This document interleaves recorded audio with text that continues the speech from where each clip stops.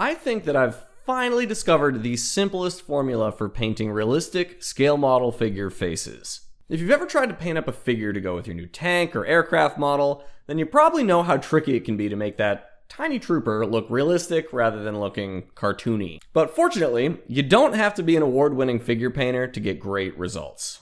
In this video, we're going to walk through my quick and easy formula for painting realistic scale model faces so you can spend more time on building, painting, and weathering your scale model kits. My name's Hank, welcome to Sprues and Brews Scale Modeling. Let's jump right into it. So the first thing that I do with any figure I'm painting is to spray it with a quick primer coat. This is going to give us a nice even surface to work with and paint up all our subsequent layers. And to keep things really simple, we're just going to go with a nice flat black. Easy as that. Whether you're painting really fair skin tones or really dark skin tones, just a flat black primer is a great place to start.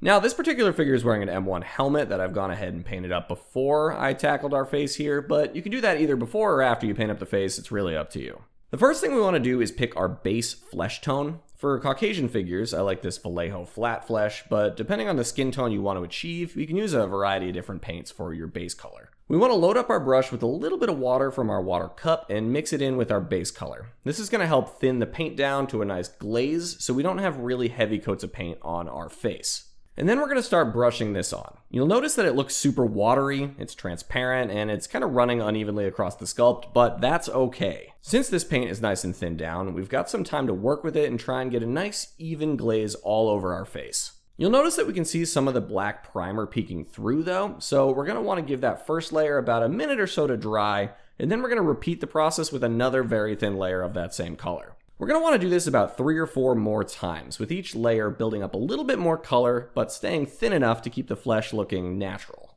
Once we've got enough layers on there that we can't see the black primer coat anymore, we're going to move on to our next step, which is where my top secret little trick for easy face painting comes into play. We're going to grab some Vallejo Light Rust Wash, which is technically a weathering product for vehicles, and we're going to add a little life to our face here. This product is pre-thinned, so no need to cut it with any water.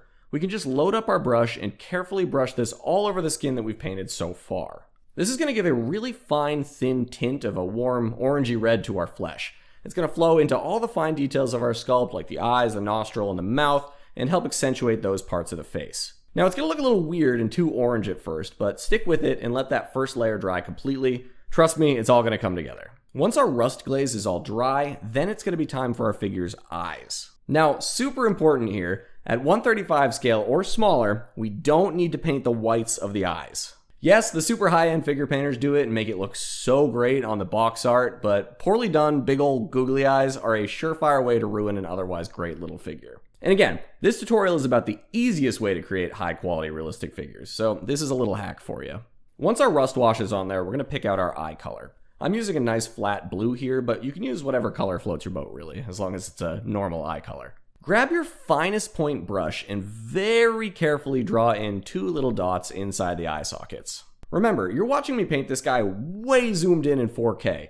In real life, this figure is only like 2 inches tall, and you're going to be looking at him from a little ways away about 99% of the time. Certainly not right up close and personal with a magnifying glass. The eyes simply need to convey life and energy. They're a focal point to connect with on your face. It's an amazing thing. As long as you've got those 2 little pupils or irises on there, then your viewer has a person to connect to. Once we've got our eyes on there, then we're going to go back to our first color, whatever your base flesh tone was. And with that, we're going to do yet another very light glaze, but this time we want to focus on the raised area of the face. So our cheekbones, our nose, our chin, our neck, and we want to leave alone the recessed parts of the face like our mouth and our eyes. This is going to help lighten up the fleshier parts of the face like the cheeks and tone down some of the redness we got from our wash. The redness is still a bit visible through our glaze though, which is good because it gives us a little warmth and liveliness shining through. And avoiding those deeper parts of the face like the inside of the mouth and the eye sockets is going to help keep those areas nice and rich and warm. Now guess what? We're going to go back, we're going to grab our rust wash again, and we're going to add 1 more thin layer of wash. So if you're keeping track at home, that's primer coat, paint layer, wash layer, paint layer, and another wash layer. And all these layers are worth it because they create depth and complexity to our face. If you go look at yourself in the mirror, you're not all one flat flesh tone. There are some areas that are darker and some areas that are lighter and some areas that are warmer and some areas that are cooler. And using this reddish wash helps create that illusion in our Caucasian figure here. It flows and settles into all the right areas and makes it look like there's actually some blood pumping beneath this guy's skin.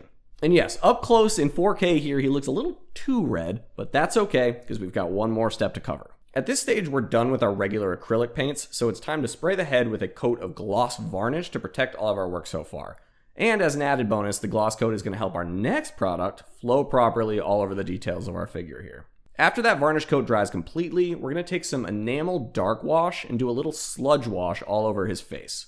This wash is going to flow into all the crevices and fine details, and it's going to look really messy at first, but that's okay, because we're going to clean it all up and leave behind just trace amounts where we really want to make our figure pop. Next, we're going to load up our brush with a bit of enamel odorless thinner, and this is where the magic really happens. When we touch the face with this thinner, since we've got that gloss varnish coat on there protecting our paintwork, all the wash is naturally going to flow away from the raised and flat areas of the face and settle in just the areas where we'd naturally want to have some shadow. It's honestly amazing. And then we're going to want to take that same brush, dry it off on a paper towel, and get some of that excess thinner and wash off of there. And then we're going to very carefully touch the tip of our dry brush on any of the areas where too much thinner has settled, so like our eye sockets in particular. And the capillary action of the brush is going to suck up a lot of that excess wash and thinner and leave behind just enough to accentuate the fine lines in the figure sculpt. In addition, the little bit of wash left behind is going to give our face a bit of a worn, grimy, tired look, which is great for a soldier in the field. Once we're happy with the shadow work on our face, we're going to set it aside to dry completely, and then we just need to spray the whole thing with a matte varnish coat to lock in and protect all of our work to date. And when that's complete, you've got yourself a really nice, realistic, and lifelike face for your figure. That wasn't too bad, right? Now, I know in this demonstration we focused on lighter skin tones, but for black and brown skin tones, we're going to follow a very similar process with just a couple of small tweaks. You can check out this video right here to learn more about painting darker skin tones, or if you'd like to move on and do a little work on your uniform, you can check out this video right here.